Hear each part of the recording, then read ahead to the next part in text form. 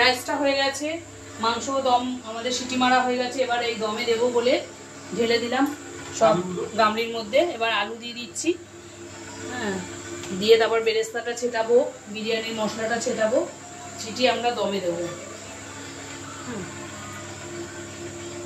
মাংসটা একটু কম সেদ্ধ হয়েছে জানি, দমে দিলে এসে যাবে, নাহলে আবার বেশি সেদ্ধ হয়ে গেলে আবার ভালো লাগবে না, মাংসটা ছেড়ে যাবে, তখন আবার পাতে ভাত করার সময় আবার পাবো না, ঝরে ঝরে পড়বে তখন। এখন এটা কি দেওয়া হচ্ছে? এটা আমরা এখন বেরেস্তা দেবো, আলুটা এর মধ্যে দিই, নাহলে এখানকার আলুটা তো আমাদের ওখানকার কলকাতার মতন অত সুন্দর আলু নয়, হ্যাঁ, একটু শক্ত শক্ত ভাব আছে আলুটাতে। আমাদের কলকাতায় তো চন্দ্রমুখী পাওয়া যায়, এখানে অত চন্দ্রমুখী টুপি ওখানে একই রকম আলু। এবার আমি বেরেস্তাটা দিয়ে দিচ্ছি,